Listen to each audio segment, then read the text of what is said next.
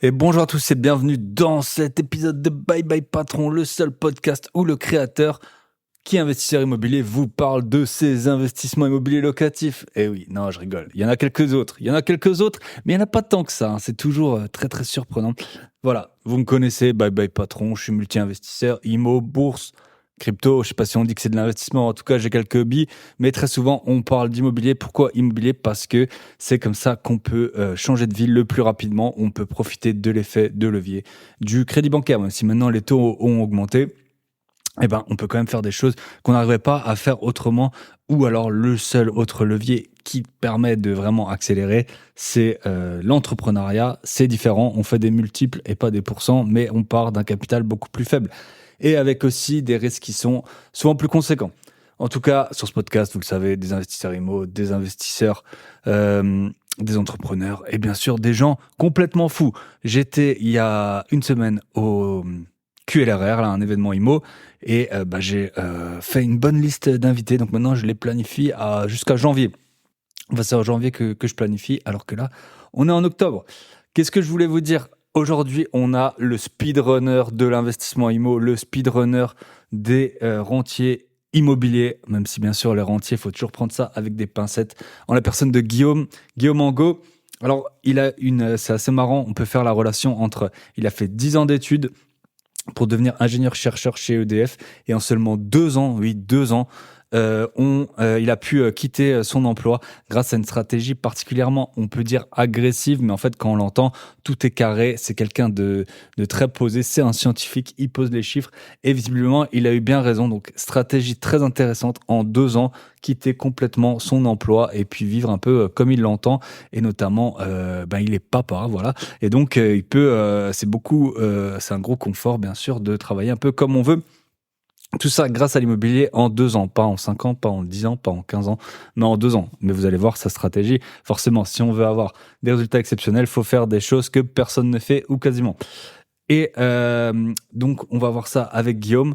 Avant de commencer, je vais vous faire quelques petits remerciements. Je vais essayer d'aller super vite. Vous l'entendez peut-être, je suis malade. Voilà, j'ai pris le métro parisien, j'ai pris le froid. Et tout ça, heureusement que je serai très bientôt au soleil. Je vous l'ai dit dans l'épisode précédent, mais je serai bientôt à La Réunion et à l'île Maurice. Si vous êtes dans le coin, vous pouvez me contacter. Et puis on essaiera de se voir, de bronzer un peu, en tout cas parfaire mon bronzage. Et puis bien sûr, échanger IMO. Pourquoi pas faire un épisode de podcast si vous êtes investisseur là-bas ou entrepreneur. Donc voilà, l'invitation est lancée. Ce que je voulais vous dire, je vous l'ai fait dans l'ordre, mais franchement, on va faire une intro plus courte que d'habitude. Merci pour les notes sur Apple Podcast. J'ai eu plusieurs nouvelles notes, alors que ça faisait très longtemps que je n'en avais pas eu. Pour vous dire, j'ai déjà fait les ratios. J'ai à peu près une note tous les 2000 écoutes. Donc voilà, 162 notes. Merci à Ali DSX, au top du top ce podcast. Merci pour tout, Thibaut. Merci à toi. Sur Spotify, on n'est pas loin des 300. Et oui, les gens sur Spotify sont beaucoup moins radins que ceux sur Apple, visiblement. Après, je sais que c'est beaucoup plus compliqué sur Apple de mettre une note. Mais voilà, ça fait du bien à l'ego. On ne sait pas trop à quel point ça influence les algos, mais n'hésitez pas à mettre un petit commentaire et surtout à partager. Ensuite, podcast privé, vous savez, on a ce que j'appelle un podcast privé pour que ça vous parle, mais la boîte à outils des investisseurs. Merci à tous ceux qui nous ont rejoints. Vous avez été pas mal à nous rejoindre ces derniers jours. Voilà, c'est un très bon investissement, je pense. On vend pour le prix d'un abonnement Netflix, ce que les autres vendent pour 300 ou 400 euros, ou même parfois 4 997 euros. L'épisode qui sortira le même jour où vous l'écoutez, c'est avec Florette. Donc Florette, je l'ai eu sur le podcast il y a 2 semaines. Je vous invite à le regarder. Donc Florette, elle nous montre sur quel site aller pour trouver la parcelle cadastrale, sur quel site aller pour trouver le PLU, qu'est-ce qu'il faut regarder donc dans le plan local d'urbanisme, notamment si on veut faire des divisions. C'est une stratégie qui est très rentable dans certaines zones. Il y a aussi l'histoire des places de parking qui pose toujours souci. D'ailleurs, un petit conseil que je peux vous donner, que j'ai eu comme retour, tout ce qui est avec les mairies, essayer d'avoir un écrit, mais parfois c'est pas évident. Mais j'ai parlé avec quelqu'un là récemment, il m'a dit qu'il avait divisé un bien, que la mairie lui avait dit, l'urbanisme, qu'il fallait des places de parking à moins de 400 mètres. Il a demandé un écrit, elle lui a pas donné. Et puis finalement, quand il avait fini le projet, on lui a dit, ah ben non, c'est pas 400, c'est 250 mètres. Donc les places qu'il avait entre les deux, foutues. Heureusement, il a pu trouver une autre solution. Donc voilà, les administrations, bah souvent c'est des fonctionnaires qui veulent se couvrir. Ils ont aucun intérêt en gros à vous donner un écrit. Ils ont à perdre, à peut-être vous mettre par écrit quelque chose qui est faux. Donc, essayez d'avoir un écrit, en tout cas avec Florette, donc sur l'épisode du podcast privé, vous pourrez voir comment savoir quelles sont les restrictions, est-ce qu'on peut diviser ou non, tout ça sur base du PLU. C'est quelque chose qui est pas commun alors qu'il y a beaucoup d'investisseurs et qu'en fait c'est ce qui fixe le cadre de beaucoup de transformations. Donc, si vous êtes auditeur du podcast privé, allez le voir. Si vous n'êtes pas auditeur du podcast privé, rendez-vous sur www.boîteabillets.com, les liens dans la description, comme toujours. Parce qu'en fait, j'ai l'impression que j'en parle tout le temps, mais quand je parle aux gens, ils disent « Ah, t'as un podcast privé et tout ». Eh ben oui, podcast privé, vidéo, mais où la vidéo, ça sert à autre chose qu'à nous voir.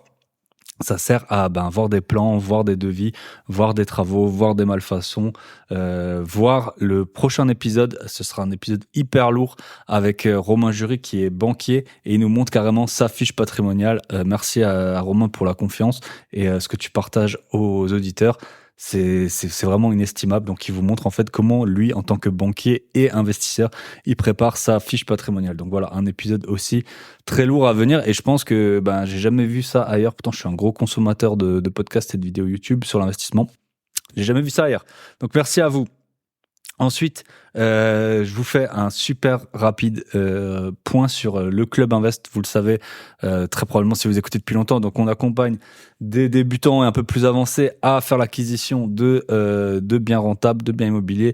Ils ont acheté plus de 5 millions d'euros alors qu'on limite les places. On a une place, je pense, en ce moment.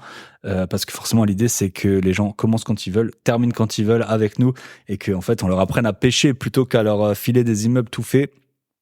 Comme ça, ils peuvent faire leur propre choix, leur propre décision, tout en étant éclairés. Kevin, félicitations à toi. Donc Kevin, c'est un de nos plus vieux membres. Il vient de faire l'acquisition d'un nouveau bien et il en a un autre dans les tuyaux. Donc voilà, très très inspirant quand il nous montre avant qu'il soit arrivé et maintenant où il en est dans l'évolution de son patrimoine, surtout le patrimoine brut, mais aussi de ses revenus grâce à... Depuis qu'il est avec nous, il a des activités complémentaires, des revenus complémentaires et tout. Félicitations à toi. Il a posté une petite photo, ça fait trop plaisir. On avait, quand j'étais au week-end à l'événement, j'avais fait... J'ai été avec Yannick qui a été un de nos anciens membres. Il a pareil un Airbnb qui cartonne. Il me faisait que me montrer ses notifs et moi je recevais aussi des notifs sur mon Apple Watch. Là c'était trop marrant, on rigolait trop. Félicitations à toi. Et on a un petit nouveau dans le game, Valentin. Et pour vous dire, il a dû faire beaucoup de rendez-vous en très peu de temps, mais il est intérimaire et visiblement là son financement il est acté pour un projet, donc il peut avoir un financement à des bonnes conditions. Alors qu'il a le statut d'intérimaire et qu'il n'a pas de résidence principale. Voilà, c'est une question qui revient souvent. Je pense que ça le gêne pas que je partage. Donc voilà, sachez, on fait des miracles et surtout les membres font des miracles. Félicitations à vous. Et dernier point, avant de commencer, en fait, c'est une question qu'on m'a souvent posée le week-end de l'événement. C'est quels sont mes 10 épisodes les plus écoutés? Alors, je vais vous le faire en 2 fois. Bah oui, je fais un petit teasing comme ça, vous êtes obligés d'écouter l'épisode de la semaine prochaine. Et donc, épisode numéro 10, épisode 66, très vieux épisode, investir à la vitesse de l'éclair. Camille, pour lâcher son job à 28 ans. Camille, l'investisseuse éclair. Donc ça, c'est le numéro 10. Alors que c'était un vieil épisode, ça a été longtemps mon épisode le plus écouté. Après, forcément, les auditeurs ont beaucoup... la base a augmenté, ils écoutent les épisodes les plus récents. Donc voilà, elle, c'était 3 ans. Là, je vous mets un invité, c'est 2 ans. Le prochain sera 1 an. Ensuite, épisode 110, 79 414 euros de patrimoine à 27 ans et dire bye bye patron, ma petite fourmi à Zénor. Épisode, beaucoup de gens m'ont dit à l'événement que c'était un de leurs épisodes préférés, alors que, entre guillemets, c'est modeste, 79 000 euros de patrimoine, mais bon, 27 ans, et ça a visiblement parlé à beaucoup de gens. 500 euros par mois, le prix de la vie de rêve avec Cindy et Claire, 1 an sur les routes et ce n'est pas fini. Elles sont reparties depuis quasiment 6 mois et d'ailleurs là elles vont passer me voir. Je les avais vues au début de leur périple. C'était en mai et là elles vont passer me voir très bientôt. Donc je suis trop content. Visiblement, elles tiennent le budget, donc vraiment, elles se baladent en van pour 500 € par mois. Regardez combien vous payez de loyer. Le problème, c'est qu'il n'y a pas la CAF sur le van, mais 500 € par mois. Et en plus, elles revendent leur van avec plus-value à la fin. 1 million, comment j'en suis arrivé à acheter 1 million d'euros d'immobilier en 2022, épisode 97, voilà, l'an dernier, j'avais bien charbonné. Épisode numéro 6, l'immobilier baisse, qu'est-ce qu'on fait maintenant? Donc pareil, c'est un épisode que j'ai fait tout seul. Épisode 111, donc classé numéro 6. Et ensuite, les 5 premiers, je vous ferai la semaine prochaine. Je vous souhaite une bonne écoute. On est parti avec Guillaume Angot. On se retrouve de l'autre côté.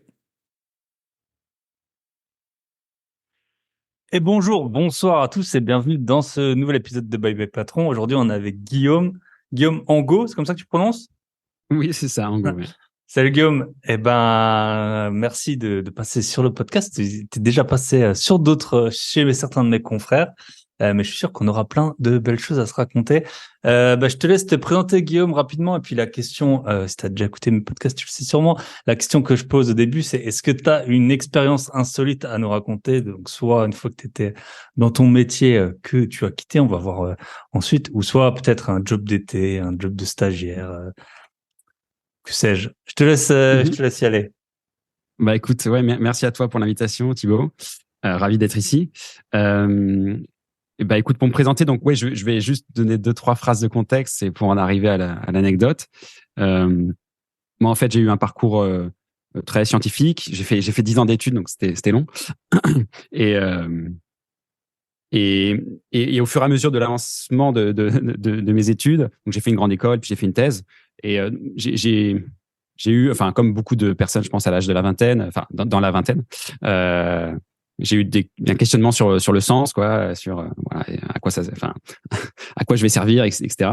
Et donc du coup j'ai commencé par des études très théoriques. Et progressivement, j'ai voulu me rapprocher de quelque chose de plus concret. En tout cas, rester dans les études purement théoriques ne me convenait pas.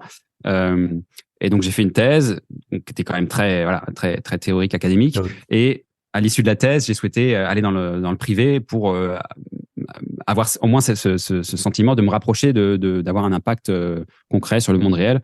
Alors que, c'est un sentiment qui m'est propre parce qu'on peut tout à fait faire de la recherche théorique et avoir un impact hyper important sur le monde réel. Mais voilà, moi j'avais cette envie-là, et donc j'ai trouvé ce poste d'ingénieur-chercheur chez EDF. J'étais ravi parce qu'en plus l'énergie c'est quelque chose qui m'intéressait beaucoup. Alors que ma thèse, j'étais plutôt spécialisé en météorologie. Mais il se trouve que ça fitait dans un petit groupe de la R&D d'EDF qui est très grosse, c'est 2000 personnes. Et arrivé là, j'ai eu quelques déceptions sur cette recherche de sens, en fait. Parce qu'en général, elle arrive après. Toi, tu l'as eu rapidement, peut-être du fait de tes études. En général, c'est plutôt quand on a 22, 23 ans, qu'on étudie la finance, on se dit que voilà, on se croit dans Wall Street. Et puis après, tu arrives et en fait, tu remplis des tableurs Excel. Et puis c'est là où tu as la quête de sens, quoi. Plutôt, c'est vers la fin de la vingtaine, quoi. Donc, du coup, moi, comme mes études ont duré longtemps, peut-être que ça m'est arrivé à peu près aux mêmes âges que d'autres personnes, mais finalement où j'étais encore en études. Et mais voilà, arrivé à EDF, du coup, peut-être que j'espérais des choses et en tout cas qui ne sont pas arrivées. Et notamment, en fait, j'ai réalisé au fil du temps que mon travail principal, le livrable le plus important, on parlait de livrable, c'était des rapports. Il fallait écrire des rapports sur les recherches qu'on faisait. Est-ce que c'était sur les échauffements stratosphériques? Ouais, ça c'est la thèse. Ça, tu m'as retrouvé, c'est la thèse, donc c'est un truc hyper. Vous pouvez la lire, vous pouvez la lire. Hyper théorique, vous pouvez lire. Voilà, c'est une lecture passionnante. C'est très bien pour s'endormir, encore mieux que le BOFIP. Et du coup, donc là, non, c'était plus sur les métiers d'EDF, notamment l'éolien. Je travaillais dans l'éolien, c'était intéressant. Mais au final, voilà, tout ce que je produisais, toute la science que je pouvais apporter, etc., ça terminait dans des rapports qui étaient un peu pénibles à écrire parce qu'il y avait plein d'allers-retours, etc., avec beaucoup de politique. Dans un grand groupe comme EDF, il y a beaucoup de politique, donc c'était un peu pénible pour quelqu'un de plutôt scientifique comme moi. Et au final, voilà, dans des rapports qui sont lus par 2, 3, 4 personnes peut-être un peu plus, mais voilà, au final, ça termine un peu dans un placard et du coup, c'est au niveau de la quête de sens, c'est pas top, quoi. Et donc, j'en viens à la petite anecdote. Bon, c'était sur la fin en plus. Et donc, j'avais un énième rapport à rédiger.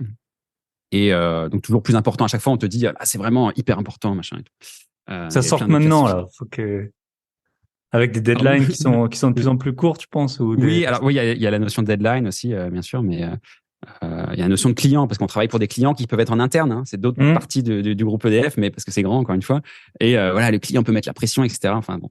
Et donc là, un énième rapport. Et ma chef de projet, pas mon N+1, mais ma chef de projet, donc, qui s'occupait de qui chapeautait ce rapport, relit une première version que je fais. Et à un moment, bon, j'avais écrit, je vais pas rentrer dans la technique, mais j'avais écrit, mettons A. Elle me dit, mais comment peux-tu écrire ça? C'est évident qu'il fallait écrire B. Alors, bon, elle le dit un peu comme ça. Enfin, elle commente, elle met un commentaire Word et tout, un peu comme ça. Bon, c'était un peu son style. Elle était un peu bizarre, en fait, parfois, et à être pas du tout, elle aurait pas pu être manager. Enfin, je pense pas. C'était vraiment, bon, j'étais un peu étonné, mais bon, elle avait l'air vraiment sûre d'elle et tout. Donc, bon, je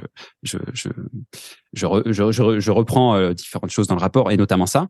Et donc, la deuxième relecture, donc, toujours pareil, EDF, donc c'est très cadré. La deuxième relecture devait se faire avec les chefs, cette fois-ci, les N+1, en copie et tout. Donc, je ponds ce mail avec la deuxième version, machin. Et là, ma chef, donc, on relit et tout. Et enfin, ma chef de groupe répond avec tout le monde en copie. Mais comment peux-tu réécrire B? C'est évident qu'il fallait écrire A. Et là, c'est là, mais enfin, qu'est-ce que c'est que alors, est-ce que c'est le salariat ou est-ce que c'est ce groupe? Est-ce que c'est EDF? Est-ce que c'est les conditions du moment? Parce qu'en plus, c'était pendant le Covid. Enfin, qu'est-ce que c'est que cet environnement qui a fait que il y a une personne comme ça qui peut arriver à ce niveau-là? Alors après, on peut peut-être faire un parallèle avec le principe de Peter, tu sais, où chacun arrive à son niveau maximal de compétence. Ou c'est juste qu'elle était sous pression. Enfin, peut-être que c'est juste voilà une petite faute de sa part, mais c'était un peu la goutte qui faisait déborder le vase. Moi, de toute façon, à l'époque, j'avais déjà en tête, et j'avais déjà dit à mon chef que j'allais partir. C'était vraiment sur la fin. Donc ça, en tout cas, je me suis dit, j'ai vu ça avec le sourire et je me suis dit, voilà, je suis. Alors que quand t'arrives, que t'es fauché, que c'est ton premier job. Ça te pourrit la vie, en fait, d'avoir ça, d'avoir des chefs comme ça. Mais effectivement, moi, je l'ai bien connu, ce principe de Peter. J'avais oublié le nom, mais ouais, c'est qu'en gros, si t'es bon à un poste, on te met au suivant. Si t'es bon au suivant, on te met en haut. Et puis, si à ce moment-là, t'es plus bon, t'as 35 ans, t'es nul, tu vas rester là surtout chez EDF. Je suppose que les gens, il y en a beaucoup qui restent qui font quasiment toute leur carrière là-bas. Donc, il y a un peu la notion de cage dorée. Et donc, c'est ça qui fait que, donc, en fait, au bout d'un moment, heureusement, ça arrive pas en même temps à tous les postes de l'entreprise, sinon il y a rien qui fonctionnerait. Mais toi, tu te retrouves, surtout quand tu commences avec tôt ou tard confronté à des personnes qui sont pas très efficaces à leur niveau. Et après, c'est un peu pareil, c'est qu'il y a des gens qui sont des très bons scientifiques, il y en a qui sont des très bons managers, et un très bon scientifique va pas faire un bon manager, et inversement, le manager, il doit quand même comprendre un peu la science, mais c'est assez compliqué, hein, toutes ces histoires de gestion et on le voit très bien dans un entretien d'embauche, même si c'était pour ton poste qui était assez technique, je suppose. Il y a quand même une notion tu sais, on regarde si t'es sympa, entre guillemets. Enfin, c'est un peu des gros guillemets. Parce que c'est important. Mais c'est à la fois important, mais on voit bien, toi, tu fais de la science hyper poussée. Après, t'arrives à un entretien et limite, on te pose 2 questions, sur ton domaine et après, on regarde juste si t'es sympa et puis si tu sais travailler. Après, c'est sûr que c'est important. Mais aussi, tu te demandes parfois quelles sont les compétences du recruteur, etc. Très, très intéressant. Ok. T'as des petites, vu que t'as travaillé dans l'éolienne, on sait que c'est super à la mode et tout. T'as des petites, qu'est-ce que t'en penses un peu de toutes ces histoires maintenant, tu vois, on chauffait au gaz, maintenant on rechauffe à l'électrique, on veut mettre des pompes à chaleur, les voitures électriques.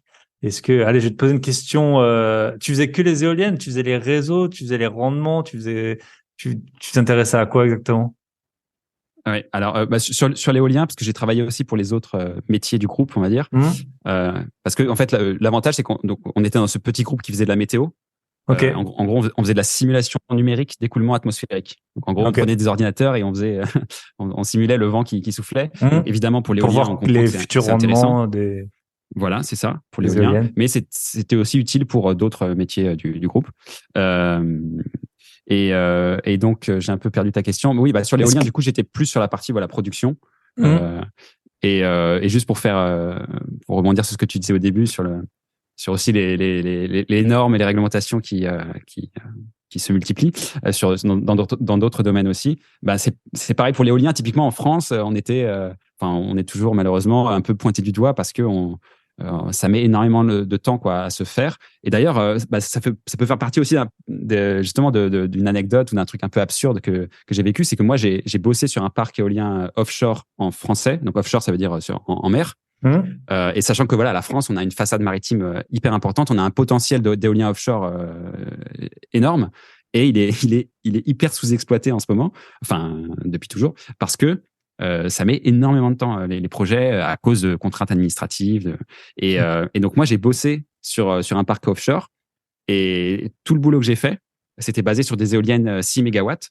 Et donc 6 mégawatts de puissance nominale par éolienne. Et le truc a mis tellement de temps à se faire que la technologie a évolué super vite. Et ça aurait été ridicule au moment où vraiment de commencer à construire ce parc, ça aurait été ridicule de mettre des 6 mégawatts. Alors que tous les concurrents mettaient des 10, des 11. Et du coup, ils se sont dit, on va mettre des 8. Et du coup, tout le boulot que j'ai fait, par exemple, là, c'était poubelle directe, quoi. Ça servait vraiment à rien, quoi. Donc, tu fais bon, ok. Merci. Yes. Ok. Ouais, non, c'est un peu le problème de ces grands groupes. Bon, faut dire aussi qu'ils survivent, hein. Après, on a beau avoir des avis, ils survivent pendant longtemps, malgré leur, ils ont de l'inertie EDF, dans les ils ont deux été, sens, quoi, mais. privatisé, puis la renationalisé et tout.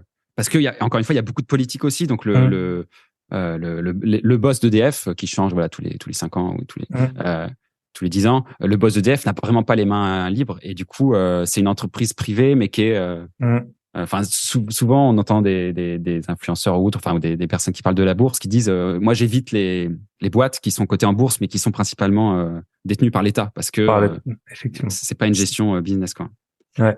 Et puis tu rajoutes j'ai écouté plusieurs Thinkerview là, je sais pas si tu les écoutes des podcasts là où il y a eu plusieurs anciens PDG d'EDF dessus. C'était assez intéressant, puis de voir t'as de la politique nationale et surtout de la politique européenne, plus de la politique dans plein. Bref, la politique énergétique de la France, parfois, faut pas trop en écouter non plus parce que parfois ça a tendance à t'agacer, quoi, en voyant tout ce qu'on avait, et puis que voilà, il y a eu certains. Tout le monde n'a pas toujours pris les bonnes décisions. Après, on le sait maintenant. On est toujours plus intelligent a posteriori, hein. Moi, si j'avais su, j'aurais acheté encore 10 fois plus d'appart il y a 10 ans. Et vous m'entendriez sûrement pas sur ce podcast parce que je devrais compter compter mes Bugatti, voilà. Écoute, on peut attaquer dans le dur. Donc, toi, on va faire ton parcours assez vite d'immobilier, je pense, et on va parler sur tes spécificités. Donc, t'as commencé quand vraiment l'investissement locatif, et quand est-ce que t'es parti? Et après, on va voir comment t'as réussi à partir assez vite. Je pense que t'es le recordman. J'avais eu Camille en 3 ans tout pile. Elle a réussi à quitter elle avait dit, je travaille 3 ans, et elle a arrêté de travailler 3 ans. Toi, ça allait presque encore plus vite que ça, non?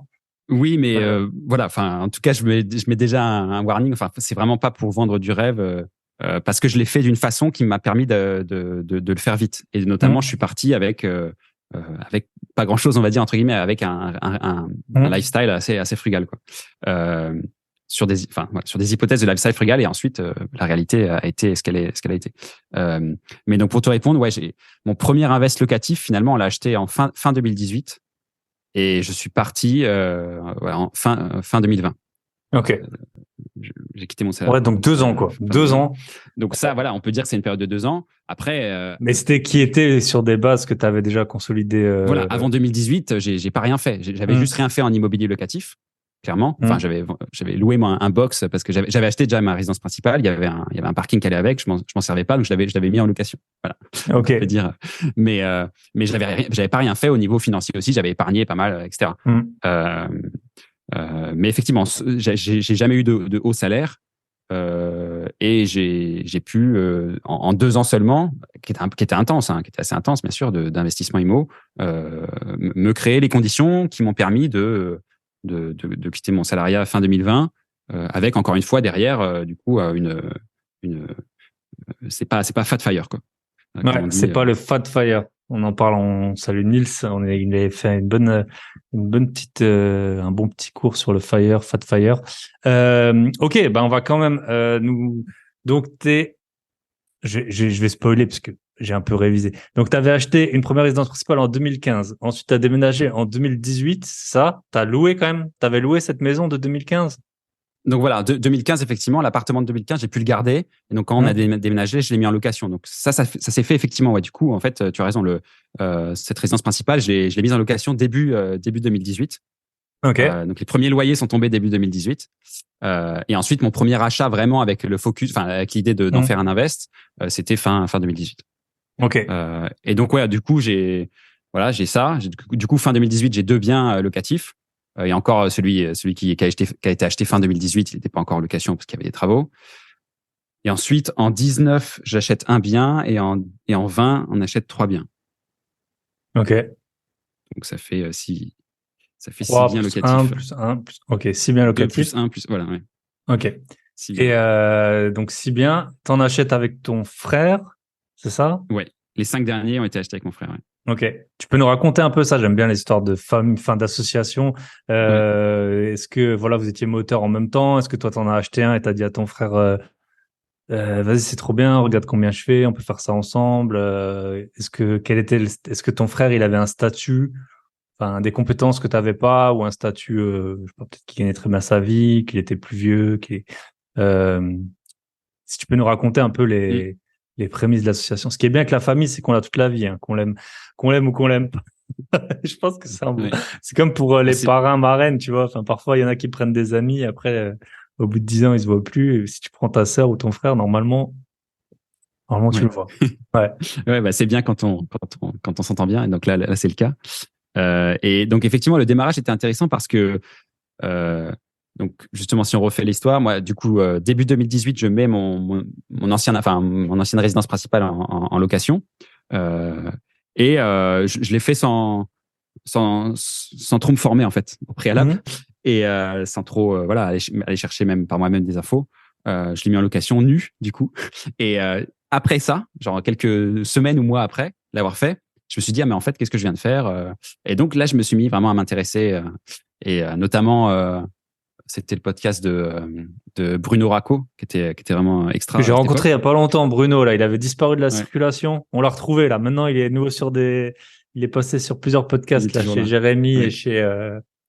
et chez Paco. Ouais. Donc, Et, Bruno Racco, ouais, il nous a bien aidé. et Il du nous a coup, fait acheter c'est quelques clair, c'est millions clair. d'euros Et d'IMO, hein. il nous a inspiré. Et enfin, notamment les témoignages aussi des Ouais, personnes les par qui il est invités, passé, ouais. etc. Parce que lui, il parlait pas Et trop donc, de lui, mais effectivement, les invités. Puis c'est marrant, et on donc, voit où ils sont maintenant. Il y avait Yann Darwin, il y avait, enfin, je sais plus, je crois, il y avait Michael Ferrari, enfin, je sais plus, il y avait pas mal d'accord. de gars Faudrait que je les réécoute si je les ah retrouve. ouais, qui ont bien cassé le game entre temps et d'autres, qui ont un peu disparu. Ok, donc Bruno Mais Racco. et du coup, j'écoute ça. Enfin, je m'intéresse vachement. En fait, je plonge complètement dans l'IMO et je prends le virus, quoi. Et du coup, je réalise assez rapidement que j'ai fait une erreur, que j'aurais dû le louer en meublé, etc. Et donc, c'était vraiment, j'avais un peu cet esprit de revanche. J'étais là, mais là, il faut que j'achète un truc vraiment avec dès le début l'idée de le louer et donc bien faire les choses, machin. Et et en fait, je sais plus, franchement. Enfin, je pense que j'en avais parlé un peu à mon frère, mais vraiment pas de manière intense, pas du tout en cherchant à le convaincre ou quoi que ce soit. Et c'est lui qui est revenu vers moi à un moment en disant bah écoute, si tu veux, on investit ensemble. Et bon, c'est bien tombé parce que effectivement, lui, il était moins endetté que moi, il avait des plus revenus, donc clairement ça aidait du point de vue emprunt. Et oui, bah, effectivement sur les compétences, on est assez complémentaires. Lui, lui, il a créé une boîte en fait. Il a co-créé une boîte qui a eu beaucoup de succès. Et donc, il a toute cette vision un peu plus high level, je dirais, de gestion aussi, parce que donc c'est Gestion des comme on gens dit, aussi, peut-être ça qui te manquait. oui, Enfin, gestion des gens aussi, gestion des locataires, et puis accepter voilà de faire des dépenses parce que c'est des investissements aussi. hum. Euh, Et donc voilà, on est bien complémentaires. Et moi, j'étais plus dans la technique de voilà connaître parfaitement la fiscalité, la recherche, comment rechercher un bien, toutes les techniques, toutes les astuces, les façons de faire, la négo aussi. Moi, je sais que tu as écrit un bouquin dessus Faut qui l'acheter, il effectivement, est pas je cher. sais Hein. pas. Et bientôt, il y aura une Voilà. deuxième édition, hein, attention. Ah. Je suis en train d'y travailler. Et donc voilà, bien, on est bien complémentaires. Et du coup, ça s'est très bien fait sur le premier. Puis ensuite, enfin tous les deux, on voulait pas s'arrêter là et on a enchaîné. Et du coup, en 2019, on a fait énormément de visites parce que donc nous, on est en Île-de-France. Hein, enfin, là maintenant, je vis en Limousin, mais à l'époque, je vivais aussi en Île-de-France comme lui. Et on voulait, bah voilà, on cherchait en Île-de-France. C'était pas le territoire de chasse le plus facile. Et en plus de ça, on avait des contraintes, enfin pas des contraintes, mais des critères. On s'était mis des critères. On voulait du cash flow, quoi. On voulait et du coup, c'est vraiment ça a compliqué la tâche. Et du coup, on a vraiment cherché énormément en 2019. Lui, il faisait des visites, moi, je faisais des visites. Moi, c'était l'ouest de l'Île-de-France, lui, c'était plutôt l'est, en fonction des lieux de vie et de travail de l'un et l'autre. On s'envoyait les annonces et tout, et on a vraiment bien bourriné cette année-là. Et ça s'est soldé effectivement par du coup un achat en 19 et trois en 2020. Très intéressant. Et ben, c'était un peu, moi avec mon associé, on a aussi acheté pas mal, notamment à cette période. Et effectivement, c'était en fait quand t'es à deux, t'as une sorte de rouleau compresseur. Voilà, t'as tout le temps un qui cherche, qui visite. Il y en a un parce que parfois, forcément, dans la vie et surtout quand on travaille ou qu'on a des enfants, on a des périodes plus ou moins occupées. Donc, quand il y en a toujours un qui est en recherche, ça permet franchement de pas perdre de temps, quoi. Et c'est vrai que là, mon associé, lui, il est parti là au Canada, donc pour l'instant, on n'a pas racheté ensemble, et puis c'est pas prévu parce que tant qu'il a des revenus extra-européens. Mais puis moi, je trouve que j'ai assez de locataires. Mais euh, mais je vois bien depuis qu'il est parti, j'ai fait des visites, c'était plutôt des petites périodes, quoi. Où je me suis dit bon vas-y, là je visite, je vais chercher un bien et tout. Mais je suis plus dans la dynamique de. Avant, c'était vraiment les achats. Enfin, il y a un moment, voilà, une fois qu'on signait un compromis, on repartait en visite. En gros, c'était ça le mécanisme. Et puis, on l'a fait pendant plusieurs années même. Donc, c'est vrai que l'avantage d'être à deux, les gens, ils disent, ouais, mais je vais partager, gna, gna, gna. Ouais, mais bon, déjà, t'es avec un pote, donc c'est cool, ou ton frère, tu passes un bon Ouais. moment. Et puis, en fait, le process, il s'arrête jamais. Et je trouve que c'est comme ça que t'arrives à enquiller soit t'achètes des immeubles, comme certains l'ont fait, soit nous, on avait la stratégie de plutôt acheter, en continu, quoi. Puis tout le temps être tu connais les prix, du coup, Voilà. je trouve que t'es dans un autre, tu connais les tendances, tu connais la tension, tu connais les prix. C'est Ouais, très, ouais, ouais. Et sur l'aspect effectivement motivation et, non découragement, quoi, parce que nous par exemple voilà, reparle de 2019, mais on a beaucoup visité et à un moment enfin si on avait été seul, je pense que c'est plus compliqué de garder la motivation, quoi. J'en parlais encore tout à l'heure justement ce matin avec une personne que j'accompagne, où il me disait ouais, j'arrive pas à trouver machin, et il est seul. Et c'est vrai que nous, à deux, l'aspect, voilà, quand il y en a un qui a un peu moins la motive, l'autre tire un peu la corde. Ah, ça aide beaucoup. Et Franchement, ça aide beaucoup d'être à deux. ouais. Ça aide quand tu veux négocier. Et ça, j'en parle pas dans mon livre, je pense, mais quand tu veux négocier, qu'il y en ait Oui, un qui ait pas vu le bien, tu vois, enfin, nous, ça nous a beaucoup aidé. Qu'il y en ait un qui soit juste sur les le good chiffres, tu cop, vois. bad cop aussi. Ouais. Ouais, voilà. Soit tu fais le good cop, bad cop, soit t'en as un, il a pas vu donc souvent le good cop, c'est celui qui a vu l'agent, et puis l'autre il dit et tu dis bah écoutez, moi mon associé il veut tant de renta ou il veut payer tant et voilà, il reviendra pas dessus. Ça nous a aidé plusieurs fois. Et après moi j'ai signé des biens tout seul à assez cher récemment. Franchement, quand t'es tout seul chez le notaire, surtout j'ai acheté des biens, c'était une succession, donc il y avait les quatre, ils étaient quatre, plus le notaire, plus moi que des vieux. Et moi, c'était un gros achat quand même. Hein. J'étais tout seul. Franchement, j'aurais bien voulu qu'on l'assied soit là en me disant non, mais ça va, t'es pas en Ça train va de faire aller. une connerie. Donc, Tout va bien se ouais. passer. Ouais. Non, donc être à deux, Après, tu peux pas le faire avec tout le monde, mais en tout cas, Oui, nous, oui, ça nous tu fais a plaisir. énormément aidé, ça nous a énormément rapprochés. On s'est fait tout le temps. Ben voilà, ce week-end, je sais pas quand on va diffuser l'épisode, mais ce week-end, on fait un week-end ensemble, qu'on a organisé. On sera 25. Et donc, ouais, effectivement. Et maintenant, donc avec ton frère, donc là, on a parlé des recherches. Comment vous organisez à présent? Donc toi, en plus, t'es plus du tout sur place là. Ouais. Ouais, moi, je suis à distance maintenant. Après, je remonte relativement régulièrement sur Paris. Mais on s'est bien réparti les tâches. Moi, je fais un maximum de choses qu'on peut faire à distance. Alors, lui, il en fait aussi une petite partie, hein. Mais notamment tout ce qui est remettre des annonces. Parce que nous, du coup, on a 5 biens en commun. Il y en Et a c'est des un colocs. qui est, voilà, il y en a un qui est loué de façon, c'est un meublé classique, et les 4 autres, c'est des colocs. Donc, on a pas mal de locataires. Et donc, il y a un peu de turnover, etc. Et donc, moi, je m'occupe de tout ce qui est annonces, etc., mettre des annonces. Et en fait, bon, il y a la petite astuce, mais de faire visiter les biens par les colocs. Donc, lui, en fait, lui, j'essaie de lui épargner au maximum les déplacements, parce qu'il a aussi une vie de famille et un boulot, etc. Lui, il a pas quitté son boulot. Et enfin, il a quitté, il a changé aussi, il a un peu changé le rythme de vie, etc. Mais donc, il reste assez occupé. Et puis surtout, voilà, c'est quand même mieux de s'épargner 2 heures de métro RER si on peut. 2 heures aller-retour, hein, bien évidemment. Et donc, voilà, je lui épargne un maximum de choses. Et typiquement, voilà, je fais faire les visites par les colocs sur place.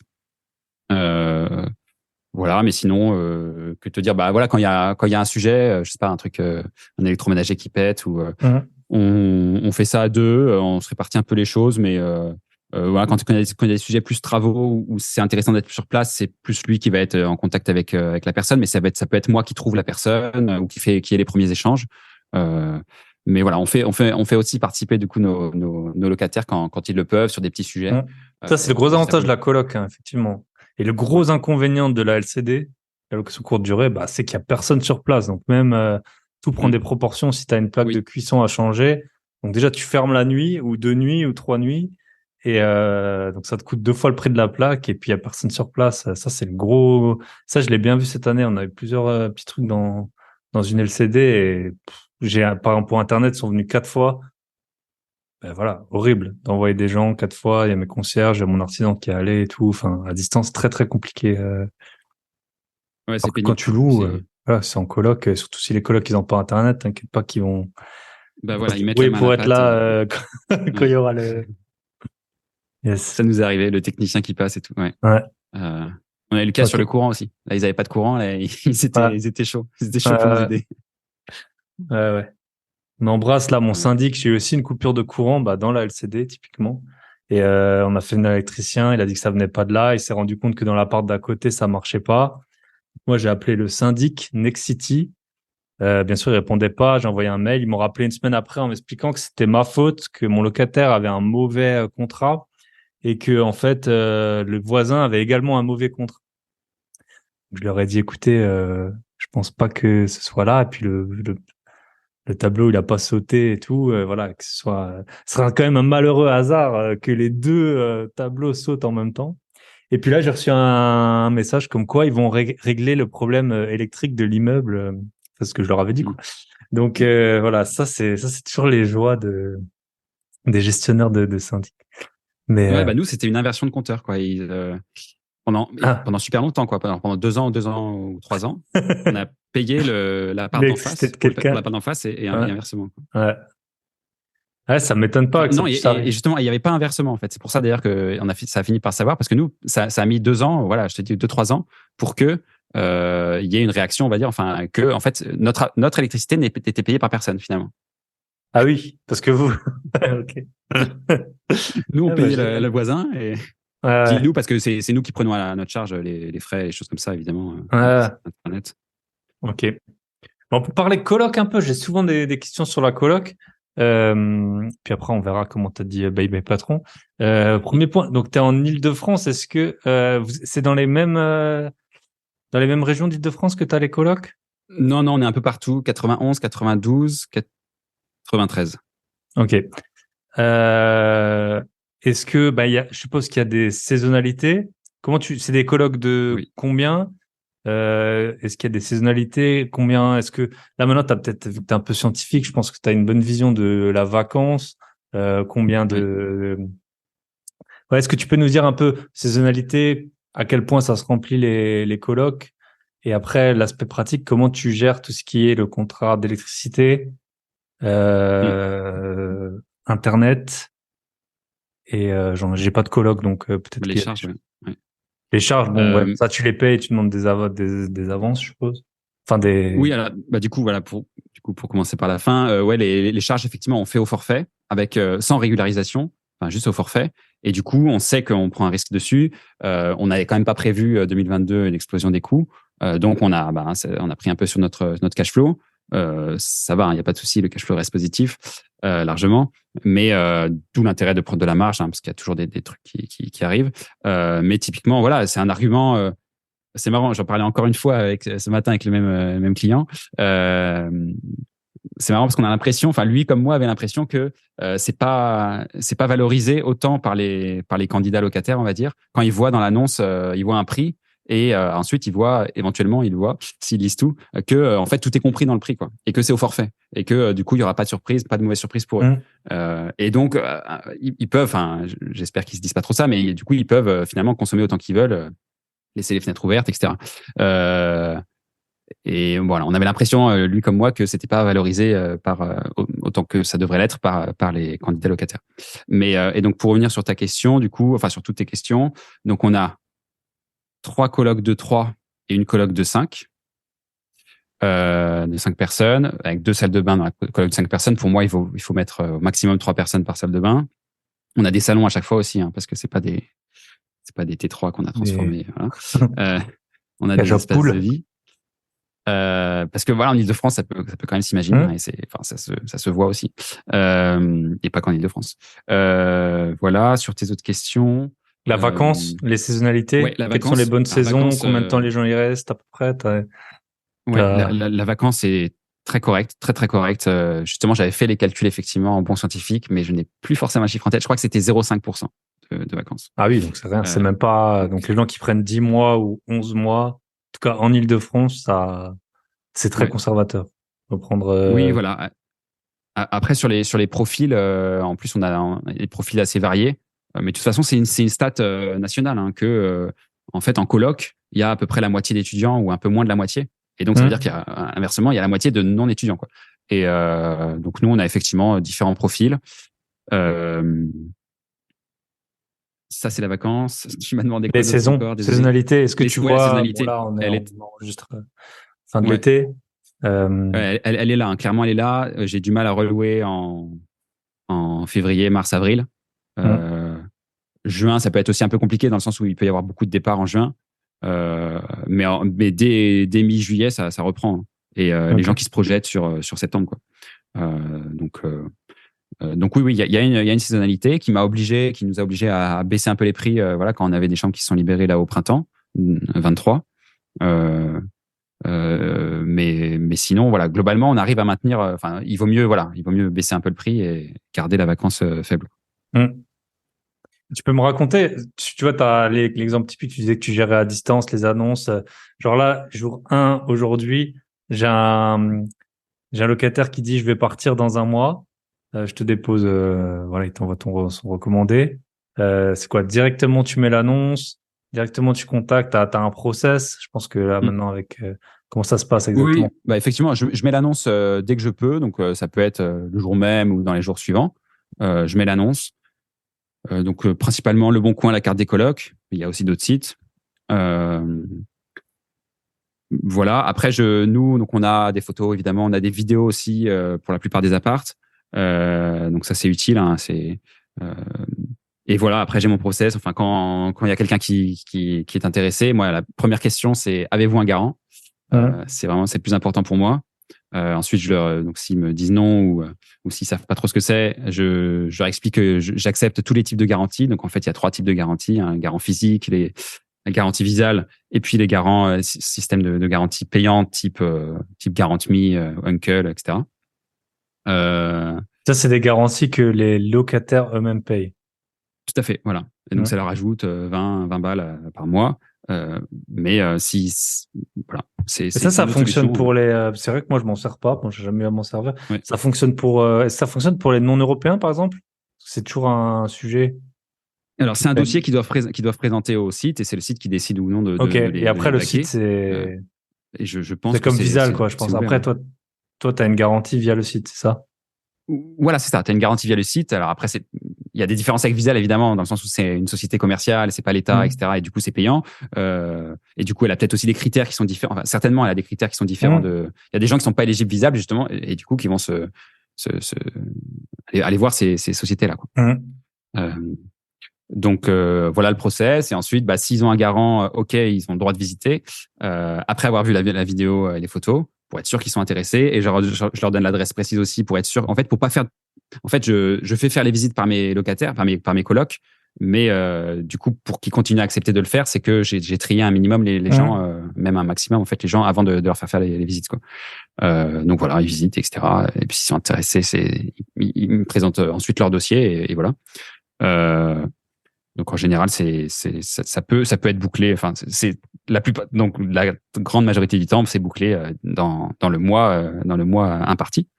Donc voilà. Après, je sais pas si tu avais d'autres questions précises sur le process. Non, c'était ouais, voir comment tu fais tout ça, ok, à distance. Et tu sais, j'ai une petite question. T'as un temps de réaction, tu vois, sur là, tu as dit que tu avais baissé un peu le prix au printemps. Est-ce que tu t'es dit bon, au bout de 4 jours, il y a rien? Parce que souvent, on le sait. Enfin, tu mets une annonce, au bout de 2 jours, tu sais si elle fonctionne ou pas. Après, bon, tu peux un peu attendre. Surtout, je pense en Île-de-France, il y a beaucoup de gens qui tournent et tout.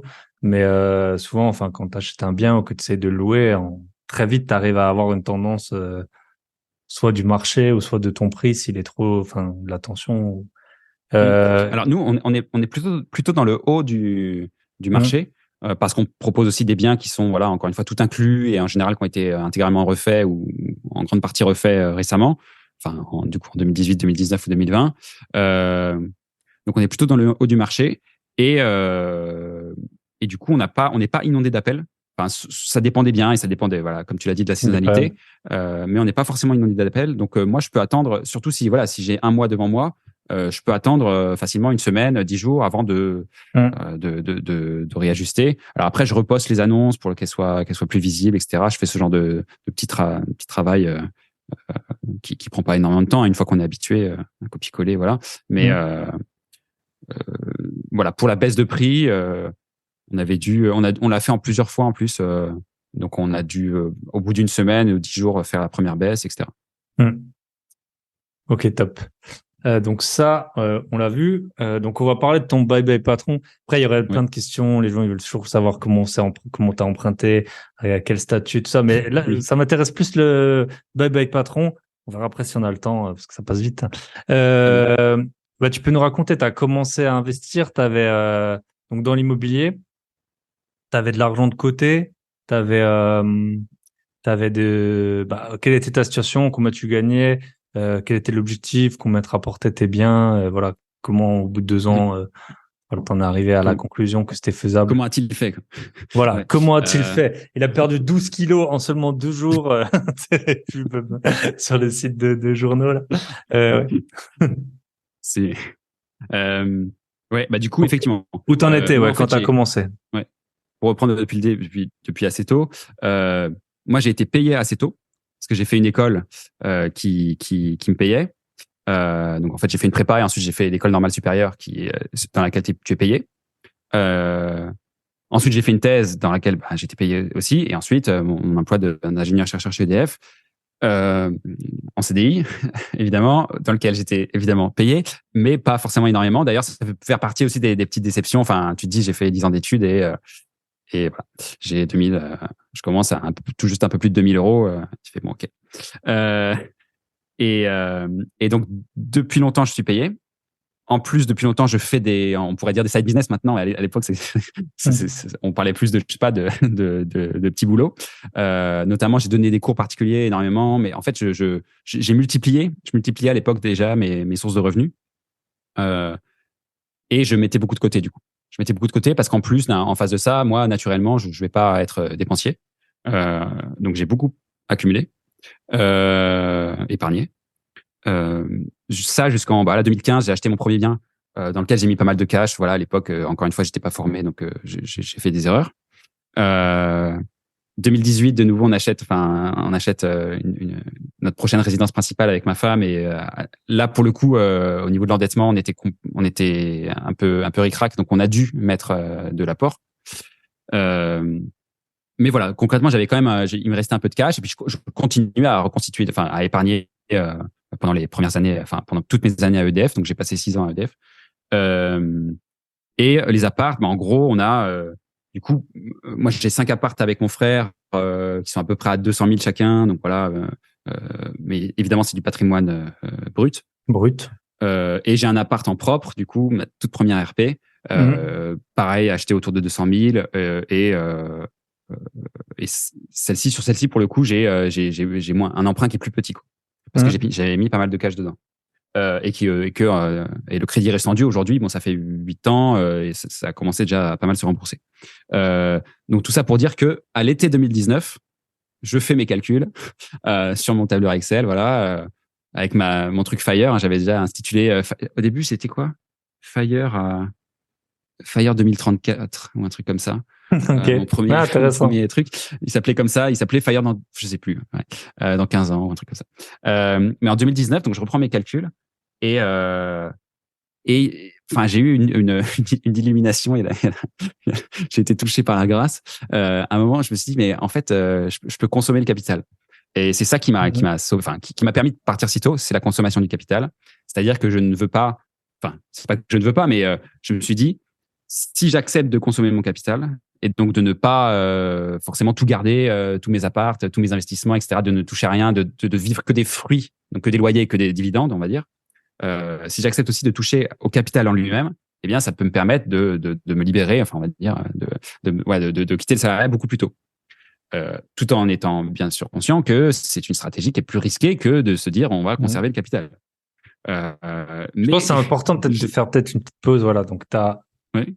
Voilà. Donc il y a des gens, ils achètent des apparts. Admettons, tu achètes pour 1 million d'euros d'appart, ça te génère, je sais pas, 8 000 euros par mois de revenus. Remboursement de crédit restant dû. Ouais. Voilà. Et donc il y a des gens, ils disent quand ce sera fini tout ça, j'aurai 1 million d'euros d'IMO, je toucherai à rien et j'aurai 8 000 euros par mois qui vont rentrer. Sauf que si tu regardes 1 million d'euros, c'est quand même, certains vont dire beaucoup, pas beaucoup d'argent, mais si tu commences à le diviser sur le temps qui te reste à vivre, entre guillemets, c'est un peu, voilà, on voit vite sur 50 ans, ça fait 20 000 euros par an que tu pourrais prendre. Et ça, indépendamment des loyers qui rentrent. Donc, en fait, c'est ça qui peut tout changer. C'est que pour certaines personnes, 1 million d'euros, ça leur suffirait même pas pour ce qu'ils diraient, je vais acheter une maison vers chez moi, ça coûte 1 million d'euros, admettons. Donc, je suis obligé de travailler toute ma vie. Et puis, pour d'autres, ils se disent, non, mais attends, là, j'ai 1 million. Si j'en vends un bout, si tu commences à en vendre, et c'est pareil avec les actions, quand on en a de plus en plus. Pareil, les actions, on dit que ça rapporte 7-8% par an. Ça paraît hyper loin quand tu as 500 000 euros. Tu vas pas en vivre avec 500 000 euros juste de bourse. Mais si tu commences à en manger au bout d'un moment, c'est sûr que là, ça change tout.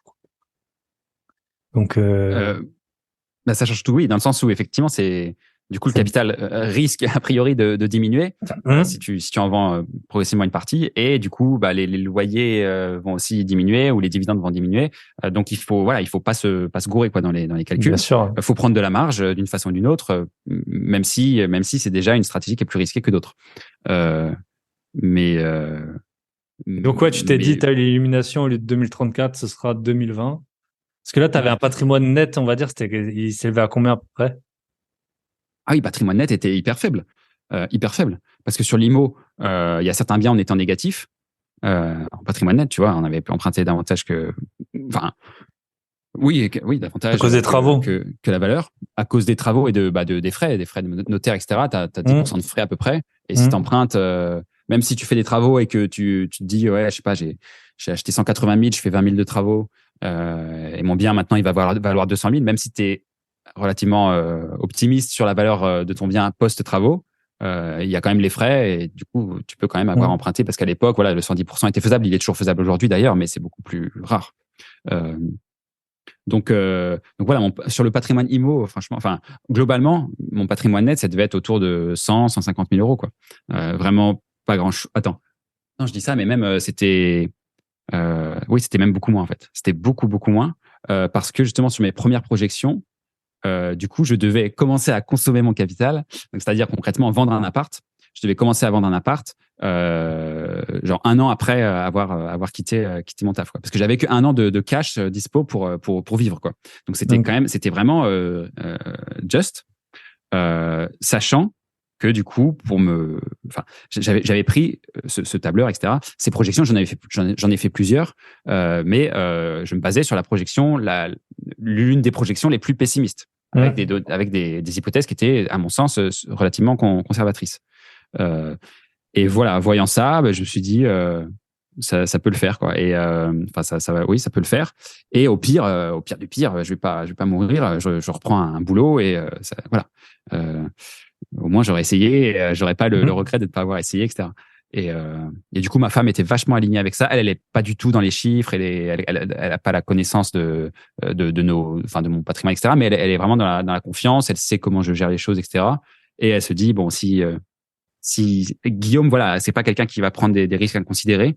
Donc là, s'il dit que c'est faisable, c'est que c'est faisable. Ok. Trop intéressant. Et donc, t'avais sur ton... C'est un peu dur de le dérouler à l'oral. Je pense que sur un tableur, ça se voit bien. Donc, t'avais donc les 150 000, c'était avec ta RP déjà en partie remboursée, tout ça, ou c'est le cash que t'avais de côté? Oui, alors en fait, on peut vraiment effacer ce chiffre-là. Enfin, en fait, il a une origine, mais en fait, je te dis, j'avais que 1 an de. En gros, j'avais peut-être 20 000 euros, quoi. 15-20 000 euros. Ok. Voilà. Et après, t'avais les colocs qui se remboursaient, quoi. En gros, c'était ça. Et après, donc, au bout d'1 an, enfin, très rapidement, je devais vendre un premier bien. Et ce premier bien était celui sur lequel, bien sûr, je choisis le bien que je vends.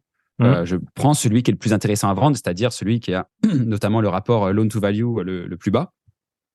Et donc, ce bien-là me permettait de tirer pas mal de cash et d'avoir plus d'air, on va dire, et de pouvoir vivre une petite dizaine d'années, encore une fois, avec ce niveau de dépenses relativement restreint, quoi. Mais qui nous convient depuis des années et qui, a priori, devait continuer à nous convenir les années à venir. Donc voilà, j'avais cette première vente importante qui me permet d'avoir un peu plus d'air. Et ensuite, effectivement, au bout d'une petite dizaine d'années, je devais vendre un deuxième bien, etc. Et en fait, ça s'arrêtait au bout de 3-4 biens. Et il me restait à la fin 2-3 appartes sur lesquels le crédit était remboursé. Et donc, il y avait le loyer qui tombait avec effectivement plus de cash flow. Ok. Très intéressant. Donc, en gros, j'essaie de résumer. Tu me dis si je me trompe ou pas. Mais je pense que c'est important parce que tout le monde comprend pas forcément que ce soit si rapide. Donc, en gros, tu as un appart. Admettons qu'il a 100 000 euros de différentiel entre ce que tu vas le vendre et ce qui te reste à payer à la banque. Donc, admettons que tu le vends 200, il te reste 100 à payer. Tu l'as acheté 100. Donc, au bout d'1 an, tu le vends. Boum, tu as 100 000 euros. Tu vis avec ces 100 000 euros pendant, voilà, si t'es frugal, je sais pas, 6 ans. Et pendant ces 10 ans, toi, tu as 1 million d'IMO et en gros, tu rembourses à peu près la moitié, vu que tu as des emprunts sur 20 ans.